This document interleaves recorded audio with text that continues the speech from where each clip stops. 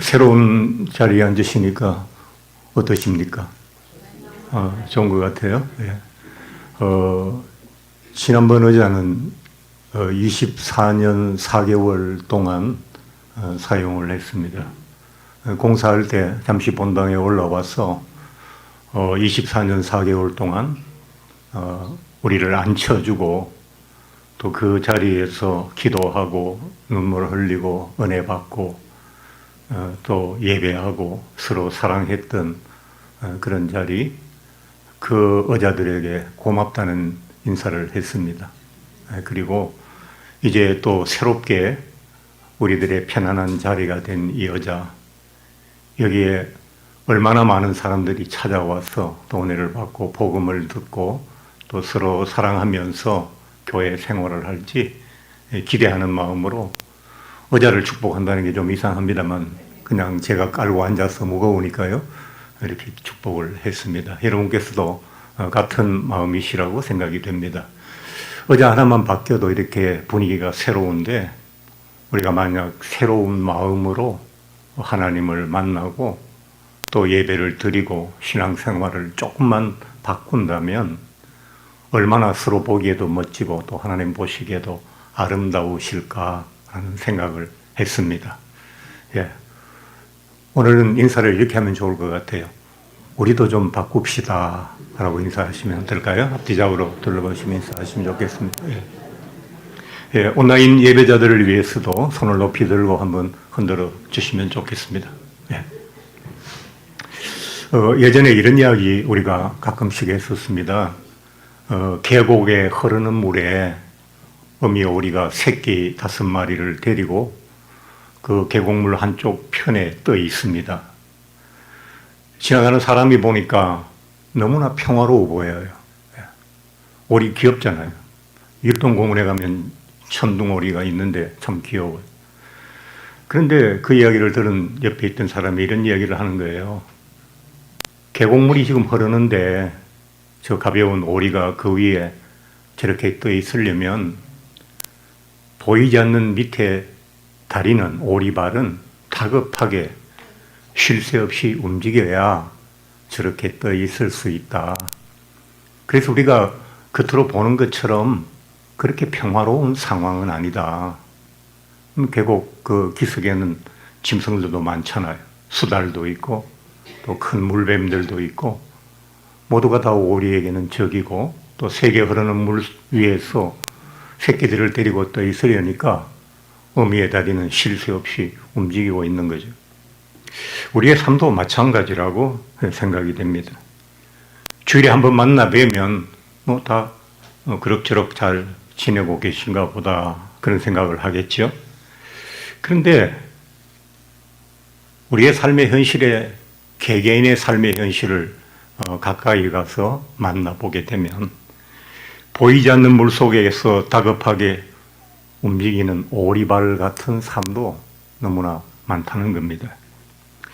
요즘 어떻게 살아야 될지 모르겠습니다 라고 하시는 그런 말씀을 가끔씩 듣습니다. 참 어려운 때인 것 같아요. 힘들어 하시는 내용은 서로 다른데 뭐 건강의 문제, 사업의 문제, 뭐 여러 가지 문제들이 있습니다. 그래서 그 힘들어하는 문제는 다른데 그분들이 느끼는 삶에 대한 어떤 느낌은 공통적인 것 같아요. 많이 살았는데 남아있는 삶이 참 두렵다. 또 살아가면서 점점 외로워지는 것 같다. 그런 이야기를 자주 하십니다. 저도 나이가 들어가면서 느끼는 삶이 비슷하거든요.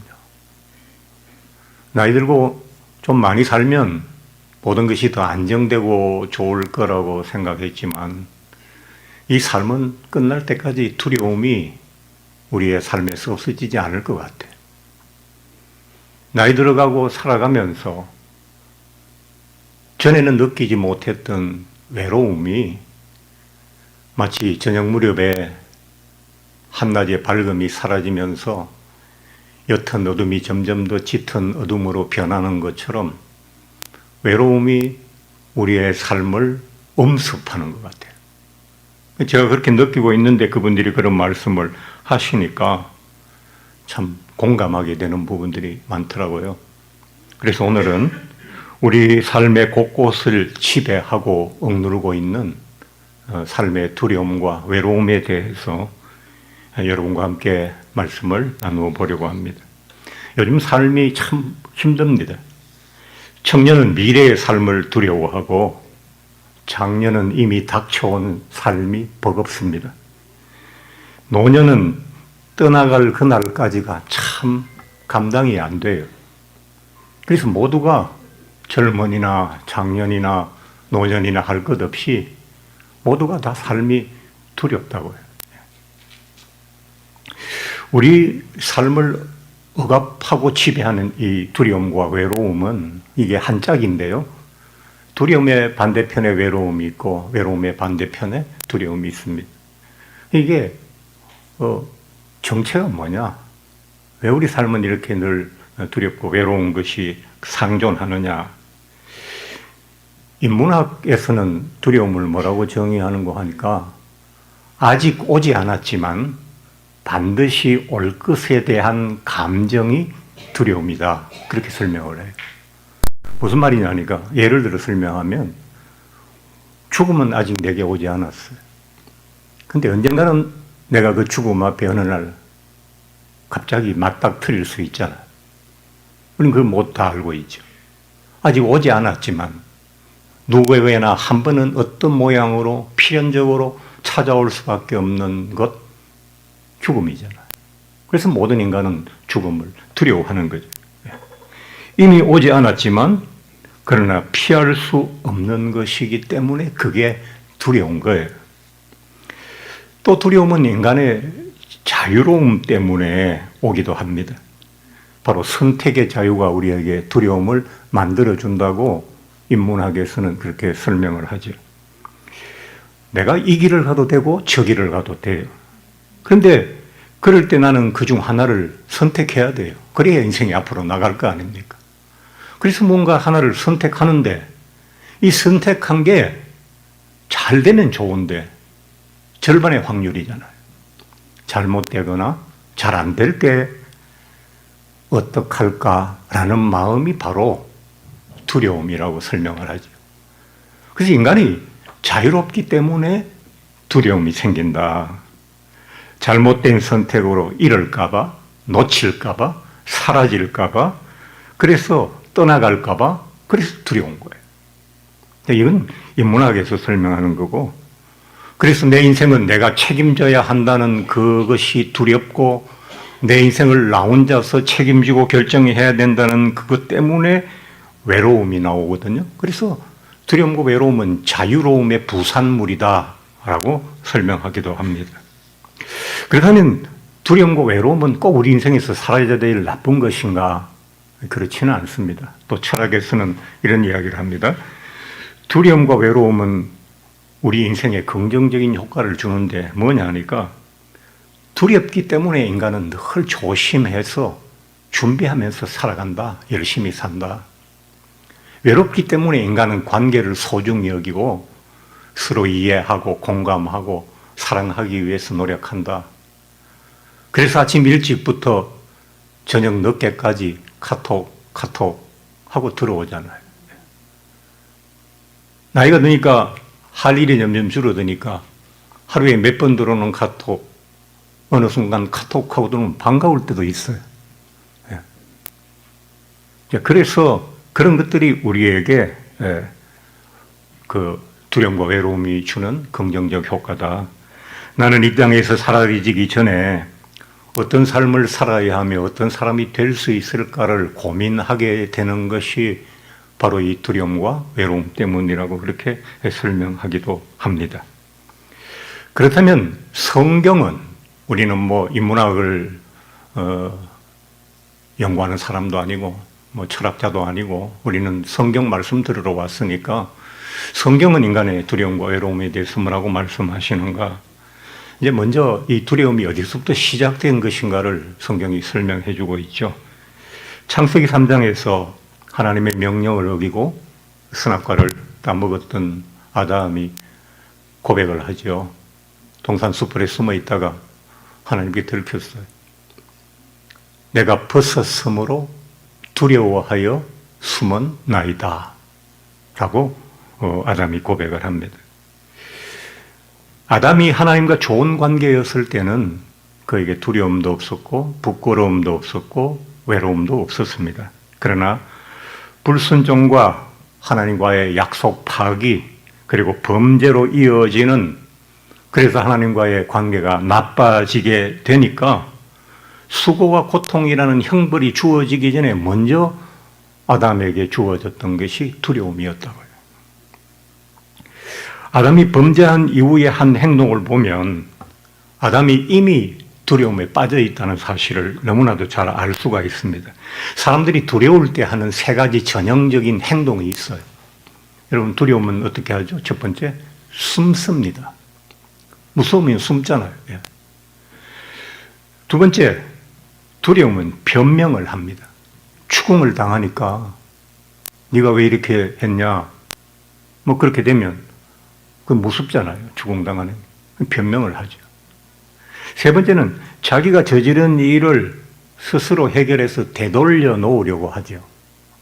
이게 이제 어떤 일이 일어나고 그것 때문에 두려워하는 사람에게 일어나는 전형적인 세 가지 행동 양식이거든요. 아담이 어떻게 했습니까? 선악과를 따먹고 하나님 만나기 전에 동산 숲에 숨었습니다. 그 전에 하나님 언제나 오셔도 늘 하나님과 그 동산에 함께 있었지 숨을 필요가 없었어요. 숨었습니다. 하나님께서 뭐 제대로 지적도 하시기 전에 왜 먹지 말란 거 먹었냐? 아담이 뭐라고 그랬습니까? 제가 나쁜 놈이라서 먹었습니다. 제가 어겼습니다. 그랬습니까? 하나님이 주신 여자가 먹자고 그래서 먹었습니다. 변명했죠? 그리고 자기들이 벗었다는 사실을 스스로 자각하게 되고 그게 부끄러웠죠. 그래서 무화과 나뭇잎을 가지고 치마를 얼기설기 엮어서 그것으로 부끄러움을 가리려고 했습니다. 성경은 이 본문을 통해서 우리에게 있는 그 근원적인 인간 존재의 시면에 있는 두려움과 외로움이 결국은 하나님과의 관계에서부터 시작된 것이라고 우리에게 설명을 해주고 있습니다. 이제 범죄함으로 하나님과 나의 좋은 관계가 깨졌어요. 그래서 하나님과 상관없는 내가 되어버렸어요. 약속이 깨졌으니까. 그래서 하나님과 멀리 떨어져 있는 나라는 자신을 자각하게 될 때 두려움은 밀려 들어오고 외로움이 따라서 들어오게 된다는 그런 설명입니다. 따라서 두려움과 외로움은 우리가 당면한 현실의 문제 때문이라기보다는 하나님과의 관계적인 측면에서 생각해야 된다는 것을 성경 말씀은 우리에게 강조해주고 계시는 겁니다.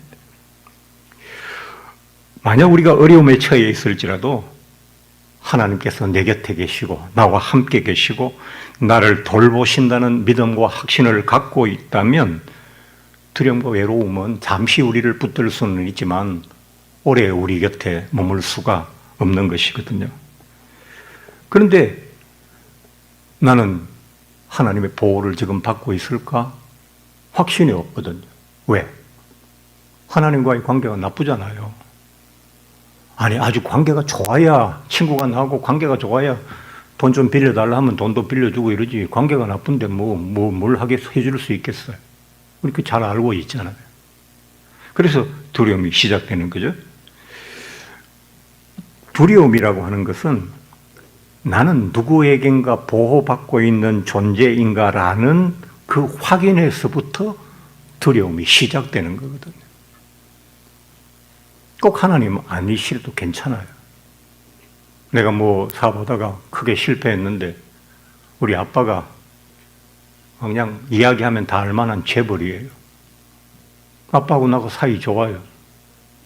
뭐 두렵겠습니까? 그러니까 나를 돌봐줄 존재가 있느냐라는 확인에서 그런 존재가 별로 없다라고 확인되는 순간 두려움은 나의 것이 될 수밖에 없는 겁니다. 믿음의 사람들에게 나를 지켜줄 존재는 누구입니까? 우리 믿는 사람들도 부모 있고 잘 사는 부모도 있고 좋은 친구도 있고 다 있습니다만 우리 믿는 사람들에게 나를 끝까지 지켜줄 존재는 하나님이시죠. 그 하나님이 내게 계실 때, 그 하나님이 나를 지켜주신다는 확신이 있을 때 우리의 두려움은 현실의 어떤 문제 가운데서도 사라지고 그것이 우리를 억압할 수는 없다는 겁니다. 골리앗의 그 엄청난 덩치 앞에 선 다윗이 두려움이 없었던 것은 뭐 때문이었죠? 만군의 여호와께서 나와 함께 하신다는 믿음이 있었기 때문입니다. 사자굴 속의 다니엘은 왜 두렵지 않았을까요? 하나님께서 나와 함께 하신다는, 이 굴 속에 나와 함께 계신다는 믿음과 확신이 그에게 있었기 때문에 그 굴 속에서 두렵지 않았어요. 저는 우리 모두가 같습니다만 우리가 처해 있는 현실보다 하나님을 신뢰하는 믿음이 더 클 때 두려움을 우리는 밀어낼 수가 있는 거예요. 찾아온 두려움을 밀어낼 수가 있다고. 근데 그게 없으면 두려움은 이제 내 친구가 아니라 내 손님이 아니라 내 주인이 되어버리는 거죠. 내 삶을 완전히 지배하는 거. 두려움이 오면 뒤따라 뭐가 옵니까? 외로움이 옵니다. 인생이 밝은 빛에서 점점 더 회색 빛으로 그리고 점점 더 컴컴한 캄캄함으로 바뀌기 시작하죠. 내가 지금 살아가고 있는데 예수 믿는 내가 지금 살아가면서 너무 두렵다. 어떤 무서움이 한번 찾아왔는데 그게 떠나가지를 않고 점점 내 안에서 커진다. 또 내가 가끔씩 살다 보면 외로울 때 있죠. 왜 외로울 때 없겠어요? 근데 그 외로움이 뼈가 저리고 밤에 잠을 잘 수 없을 만큼 외롭다. 그러면 현실의 문제를 잠시 두고 내가 하나님께로부터 너무 멀리 떨어져 있지 않느냐라고 하는 부분을 한번 점검하셔야 된다고 생각합니다. 하나님께서 우리가 아담이 하나님과의 관계가 나빠질 때 원래부터 나빴습니까? 아니면 하나님과 상관없는 존재가 되다가 나빴습니까? 아닙니다. 하나님과 아주 좋게 시작했다가 나빠진 거잖아요.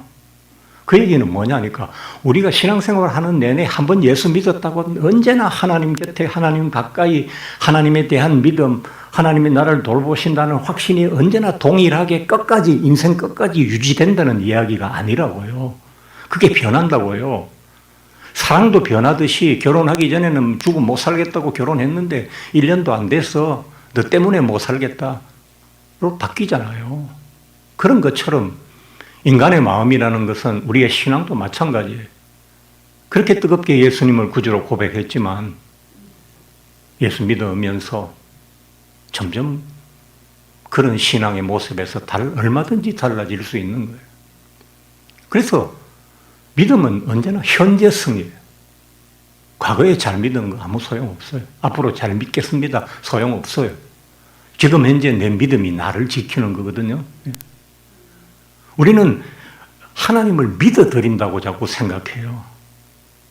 하나님이 나한테 11조 내도 돈 많이 벌기도 안 해주시고 새벽기도 그냥 안 빠지고 열심히 가도 건강도 별로 안 지켜주시는 것 같고 그렇게 생각하잖아요. 그래도 나는 한번 믿은 예수를 아직도 믿어드린다고 생각하잖아요. 그래서 나는 내 자리에 그대로 있다라고 생각해요. 처음 예수 믿고 은혜 받았던 그 모습을 나는 그대로 간직하고 있다. 그 모습 그대로 간직하고 있는 게 확실합니까? 아닙니다. 30년 전에 저는 지금 모습이었을까요? 그때 지나가면 사람들이 한 번씩 고개 돌려서 쳐다보기도 했어요. 지금요? 아무도 안 쳐다봅니다. 변한 거죠. 예. 우리 다 변했어요. 그래서 두려운 거예요. 내 믿음이 하나님 손잡고 있다가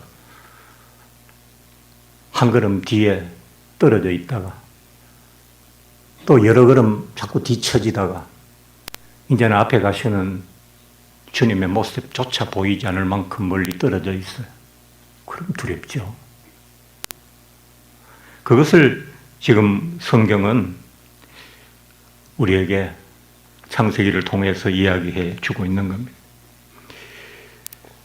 그런데 우리가 하나님을 믿고 하나님이 나를 돌봐주실 거라는 확신을 가지면 두려움이 사라진다는 사실을 사람들은 잘 안 믿어요. 안 믿는다고요. 그거 믿는 거 자신의 문제가 자기가 생각하기에는 더 심각하거든요. 이게 이렇게 큰 문제인데 내가 사업이 망했는데 지금 의사가 당장 지금 암이 지금 말기라는데 이 두려움이 내가 하나님을 조금 신뢰한다고 해서 내게서 물러가겠느냐라고 자꾸 자기 안에서 부정을 한다고요. 그러니까 못 믿는 거예요. 하나님이 안 돌봐주실 거다. 제가 예전에 서울에 있을 때 이제 그 남편이 교회 잘 안 오고 이런데 술 많이 마시고 이런 분인데 아내가 남편을 너무 사랑해서 전도하기를 원해서 이제 자주 신방을 갔거든. 가서 뭐 얘기하다가 하나님께서 당신을 얼마나 사랑하시는지 모릅니다. 이 아내를 통해서 자꾸 우리를 보내주시는 걸 보면 하나님께서 엄청 사랑하시는 것 같다고 이렇게. 그 사람 뭐라고 그랬는지 아세요? 아유, 하나님은 뭐 절 사랑하시겠어요? 이렇게 말도 안 듣고 술만 마시는데 하나님이 저 같은 거는 아시지도 못하실걸요? 안 믿어요. 안 믿는다고요. 왜? 자기 믿음 자기가 잘 아니까 우리가 신앙생활 하면서 하나님께로부터 멀리 떨어진 자기를 확인하지는 못하지만 하나님이 이 문제에 개입하셔서 나를 돌봐주실 거라는 확신이 대부분 다 부족해요. 그러니까 예수님께서 안타까우니까 뭐라고 얘기하세요? 참새라는 미물을 가지고 하나님의 돌봐주심을 지금 설명하고 있는 거예요. 참새 한 아시리온 한 2, 3천 원 해요. 이스라엘 사람들이 당시에 단백질을 공급받는 가장 싼 가격의 음식이라고 그렇게 설명이 되어 있어요, 사전. 근데 그 참새도 하나님께서 허락하셔야 떨어진다. 하나님은 당신의 창조하신 모든 것을 사랑하시고 관리하시고 돌보시는 분이시잖아요. 그래서 하나님께서는 창조가 끝나고 매일 뭐라고 하셨어요? 보시기에 좋으셨다고. 그렇게 말씀하셨어요. 보시기에 좋다 하셨다고. 그러니까 그 참새 같은 미물도 자신의 창조물로 여기시고 하나님께서는 관리하시고 돌보시고 그렇게 한다는 그 말씀인 거죠. 그런데 하나님께서 자신의 창조물 중에 아주 미물에 속하는 참새도 돌보시는데 하물며 그 중심에 있는 너희 인생을 하나님께서 돌보지 아니하시겠느냐 라고 지금 예수님께서 반어법을 사용해서 반문하고 계신 거예요. 네가 한번 생각해봐라. 믿음은 없더라도 생각은 할 수 있으니까 한번 생각해봐라. 하나님께서 참새도 돌보시는데 당신의 자녀들을 돌보지 않겠느냐 라는 이야기를 하신 겁니다.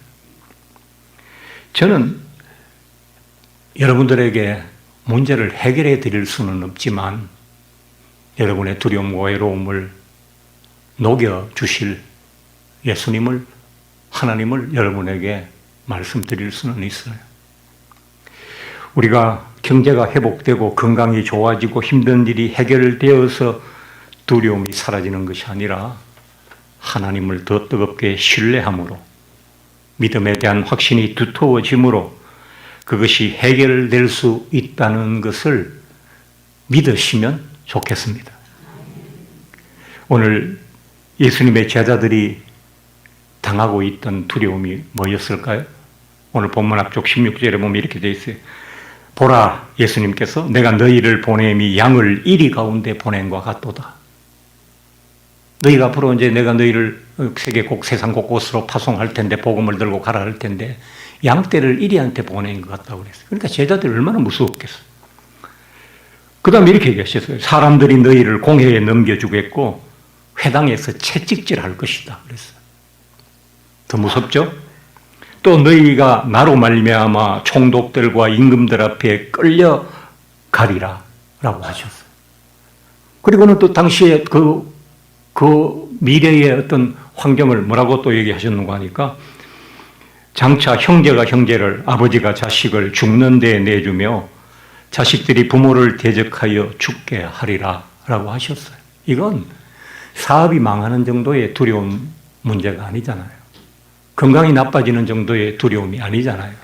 이거는 생존과 일상을 지킬 수 없는 심대한 두려움이잖아요. 그런데 주님께서는 그러한 두려움 속에서도 오직 너희를 지킬 수 있는 것이 있으니 그것이 바로 하나님께서 돌보신다는 믿음과 확신이 너희 안에 있을 때 그게 가능하다고 지금 말씀을 하고 계신 겁니다. 하나님은 선하시고 공의로우신 분입니다. 그래서 하찮은 참새를 하찮게 보지 않으십니다. 작은 것을 작게 보시지 않습니다. 하나님께서는 세상과 만물과 인생에 그 각각의 나름의 의미를 부여해 주시고 그 각각을 각각 당신의 방식으로 사랑하시는 거예요. 송창호 목사의 방식으로 하나님께서 제게 주실 은혜와 하나님의 섭리 가운데 예정되어 있는 많은 것들을 통해서 저를 돌보시고 지켜주실 것이고, 우리 이만식 목사님은 이만식 목사님의 특화된 은혜와 사랑으로 또 저를 돌봐 주실 겁니다. 우리는 하나님의 선하심과 그 의로우심을 믿음으로 삶의 두려움에서 놓여날 수가 있습니다. 이렇게 두렵고 외롭게 살아가는 이 하루하루도 여러분의 생명의 날에 속하는 소중한 하루입니다. 저는 작년에 많이 아프고 나서 덤으로 얻은 인생 같다 해서 요즘 아침에 일어나면 내일은 생각하지 말고 오늘 하루 즐겁게 먹고 행복하게 하루 잘 살자. 하루만 기도하고 하루만 열심히 그렇게 살아갑니다. 전에 오늘 같은 밤이면이라는 노래, 제가 좋아했던 노래인데 그 노래 가사 중에 그대 외롭다고 눈물 짓지 마라는 구절이 있어요. 목회하면서 참 외롭고 그럴 때가 많더라고요. 그런 너무 마음이 외롭고 쓸쓸할 때가 있으니까 그런 유행가 가사 한 구절에도 마음이 울컥할 때가 있어서 기억하고 있습니다. 선일교회 이렇게 깨끗하게 자리 잘 마련해 두었습니다. 주님께서 이렇게 꾸며놓고 세상에 두려운 사람, 외로운 사람 불러다 참새보다 귀하다고 말씀해 주시려고 준비하고 계신데 어디서 외로워하면서 눈물 짓고 계십니까? 다 나오셔서 행복하셨으면 좋겠습니다. 주님께서 너 두렵다고 떨지 말고 외롭다고 울지 마라. 참새도 돌보시는 아버지께서 너희를 버려두지 아니하실 것이다. 믿습니까? 저는 우리 교인들이 아멘을 잘 안 하시길래 5번만 하면 설교 마치려고 했는데 오늘 많이 하셔서 설교 그만해도 될 것 같습니다. 여러분 외로울 때 주변 살펴보지 말고 사람 둘러보지 말고 그 트로트 그 19번입니까 채널 그 유행가 너무 많이 듣지 마세요. 예. 거기에서 위로가 오는 게 아니거든요. 하나님을 깊이 만나시고 이 좋게 잘 마련된 자리에서 여러분의 두려움과 외로움이 다 물러가고 모두가 행복하셨으면 좋겠습니다. 하나님께서 여러분과 함께 해 주실 줄로 믿습니다.